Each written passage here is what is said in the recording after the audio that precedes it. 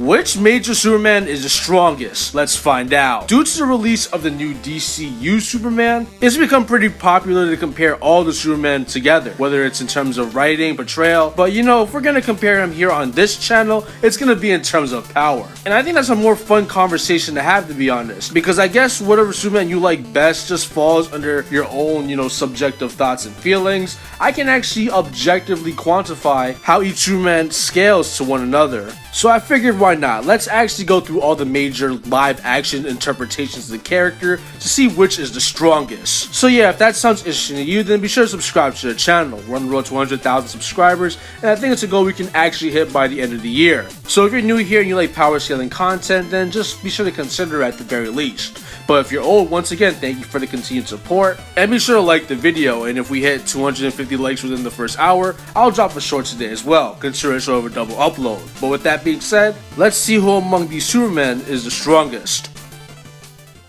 Starting off at last place, we have the original and first Superman being George Reeves. This guy, while the OG, naturally just falls into this spot on the list, and honestly, it's not really his fault, as he comes from a time where Superman being a super powerful character wasn't something that was really consistent, as the comics that this Superman is based on were a lot more grounded in nature. Instead of, say, shifting tectonic plates, he's stronger than a locomotive, and instead of flying at the speed of light, he's just faster than a speeding bullet. So yeah, a lot of his feats reflect that. Obviously, this guy isn't fighting Zod or Darkseid, so yeah, let's get into the scaling he does have. For starters, he's shown and stated to be bulletproof, and we know off of the Versus Wiki, in order to be bulletproof, you would need to possess at least wall level durability. We know that he's stronger than a locomotive, with the kinetic energy of a diesel cart generating around small building level ends of energy. So yeah, that's some small building stuff he gets, but at best, this intro narration states that he has the power to change the course of mighty rivers, a feat that would require an extensive amount of power, considering the fact that these bodies of water are already in a set trail that's been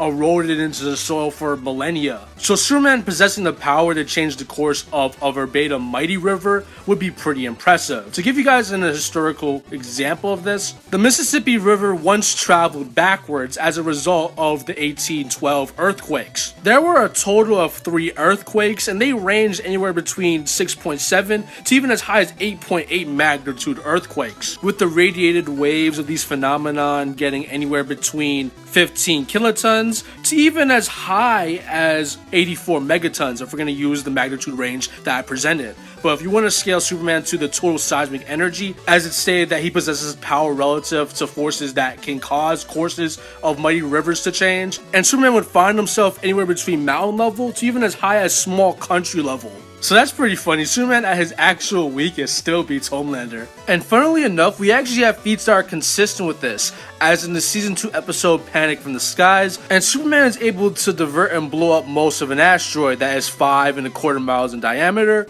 assuming that it's traveling at comparable speed to things that hit the planet, and this would actually be a meteor that would yield 43 teratons of TNT. So Superman just hitting it and blowing up and taking that impact would mean that he actually does have country level feats that are consistent with some of the statements we would find for him. This little section also bumps up his speed quite a bit, as it takes him around 40 seconds to get into the point in space where you can see like stars and blackness around you, which would mean that he can fly at high hypersonic speeds. Not too shabby for the Man of Steel. Next up, we have the Superman from the 90s show Lois and Clark.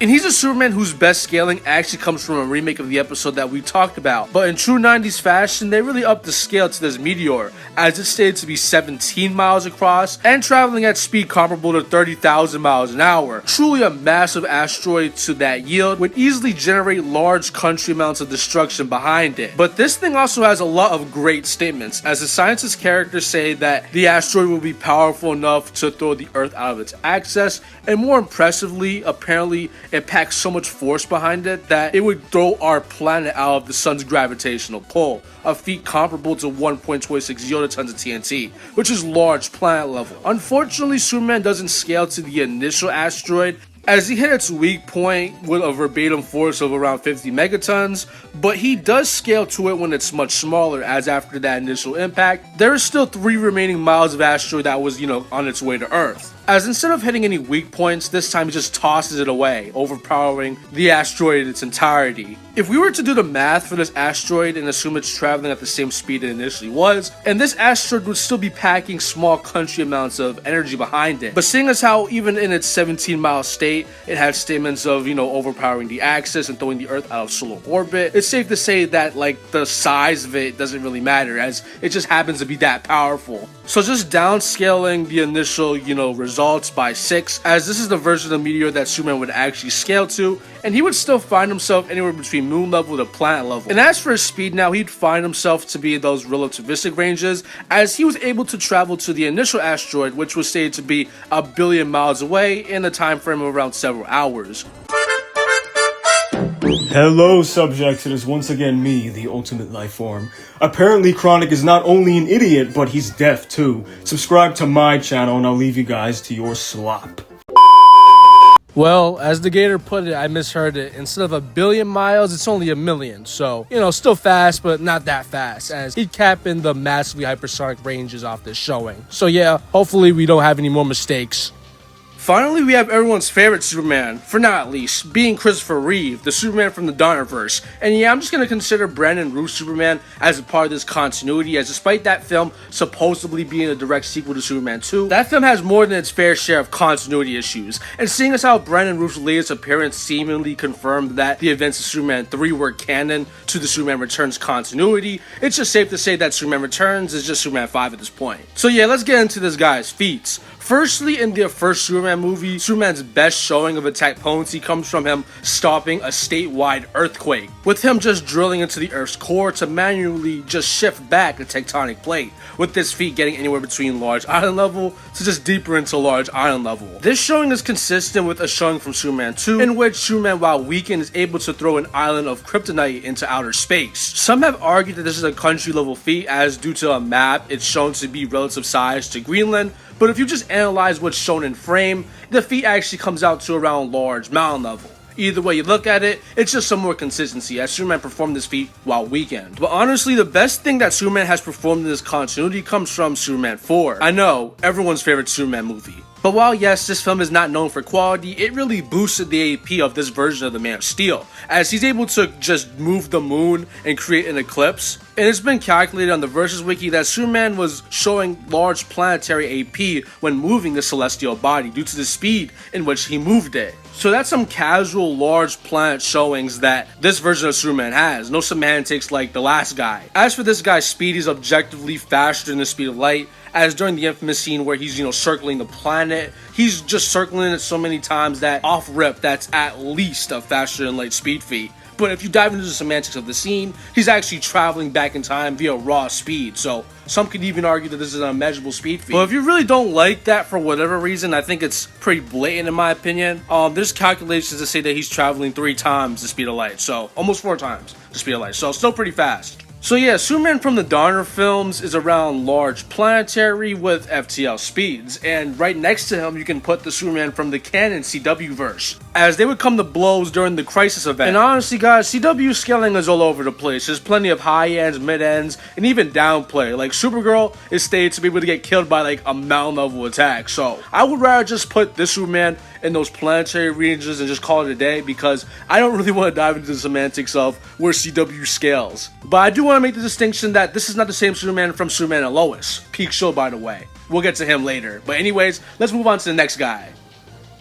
So with Reeve out the way, we can finally move on to his successor, being the Superman from the DCU. As yes, this film has not come out yet, and I haven't seen the movie yet, we do actually have some inverse that we can talk about that's relevant. This is in the moment, obviously, so just keep that in mind, as I talk about where he would scale in comparison to the other Superman based on just inverse. And well, firstly, like Peacemaker in the Suicide Squad, Blue Beetle is one of the few things that's being carried over into the new James Gunn DC continuity. I think that's canon to both films, and the director himself says that he made it with the knowledge that he's becoming part of the new James Gunn DCU. So obviously Superman is the first canon DCU film, but it's safe to say that the events of Blue Beetle played out one-to-one to the new universe as it did in the DCEU. So that would mean that the Scarab is unironically a planet-busting weapon in the DC cinematic universe. This is important because the Scarab actually collided with a Green Lantern ring, and we know in the new Superman movie there's a Green Lantern in that film, and we know according to the prequel novel that Superman is stronger than the Green Lantern in his film, and out-of-universe statements have seemingly just verified the fact that Superman is the strongest metahuman in history. So while the film isn't even out yet, unironically, he's already a planetary character, and he's more than likely massively faster than the speed of light. As the Scarab is shown relative to a Green Lantern ring, Superman should scale to the Green Lanterns, and this Scarab is seemingly able to travel the universe at massively faster than light speeds. Going back to some quantifiable calcs now, the Scarab was able to destroy this planet to a large planetary to even dwarf star level yield, so Superman, as just the Man of Steel and just more powerful, would upscale that showing, meaning that Superman is already faster and stronger than most of Superman from the past. Not bad for a guy whose film isn't even out yet.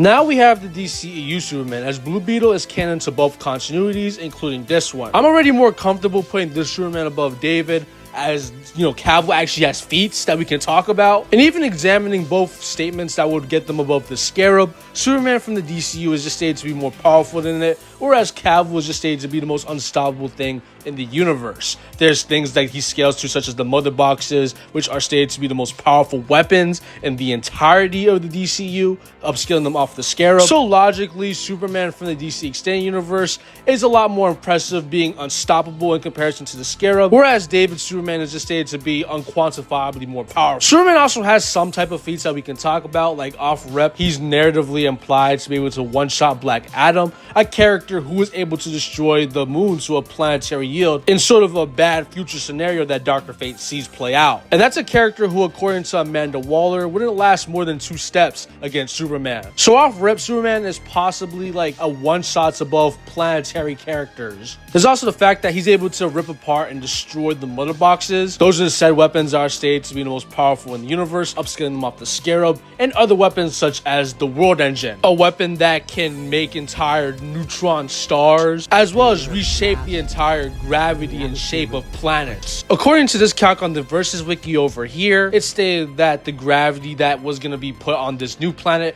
was going to be so intense that it would just crush a human's organ just by breathing it in. And we even see that in the movie, once, you know, hit, it's able to crush cars instantly. So off this calc, I was able to find that the World Engine was pumping in large planet levels amounts of energy into the planet to expand it, increase its gravity, and so on and so forth. And Superman in a state while actively being weakened due to it being similar to Krypton's natural atmosphere is able to overpower this large planetary force and just bust through it. There's also the fact that it literally just can create neutron stars. So, I mean, if Superman just blown up through stuff like that, then I think he's stronger than the DCU Superman. Similar to David's Superman, DCEU Superman also gets the same speed scaling from the Scarab, and he actually does have some FTL feats that we can talk about independently. For example, during the events of Man of Steel, he's shown fast enough to overpower and just outfly the pull of a singularity, which is a faster than light feat. From there, he's shown to be comparable to Wonder Woman from this time period, but then he would become even more stronger to the point where he would perception blitz her. So with this being said, it makes sense why Superman scales here in comparison to the other Superman. So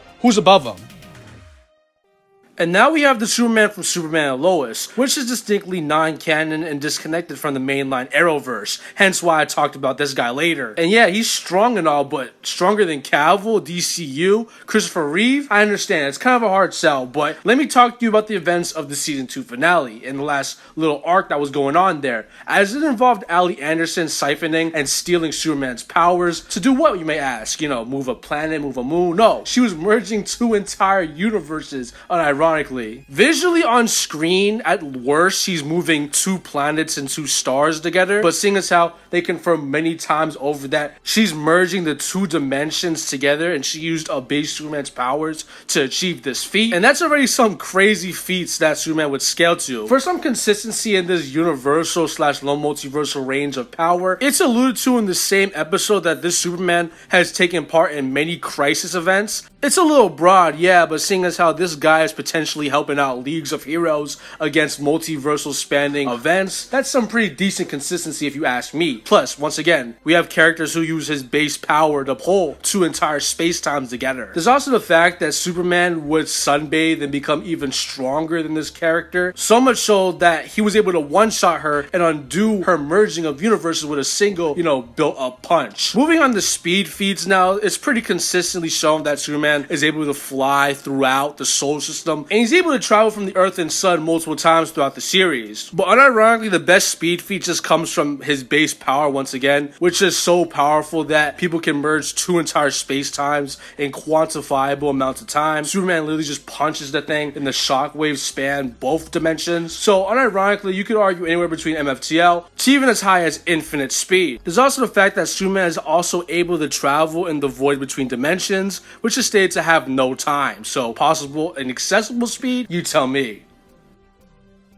And finally, we can talk about the strongest live-action Superman being none other than Smallville Superman. And while he doesn't have any on-screen feats to the caliber of the one from Superman and Lois, he has some pretty impressive TV showings. Firstly, he's able to push the planet Apocalypse from the planet Earth. Now, the size of the planet is pretty inconsistent, to be honest, but you can attribute that to it being like from the God Sphere, which is this higher realm of reality, like platonic concepts come from there and stuff. But anyways, if you want to use the more conservative ends, this would be a feat relative to large planetary to even as high as dwarf star level showings of attack potency. But there is one scene that shows that the planet is relative size to Saturn, so assuming that it keeps that same mass or like density despite changing sizes or whatever, that would be a large star level feat that Superman performed here. Not bad at all. But honestly, the thing that gets him above the Superman from Superman and Lois is his canon comic book series, where he scales to the bleed. Now, it's not the same bleed from the actual DC Comics, but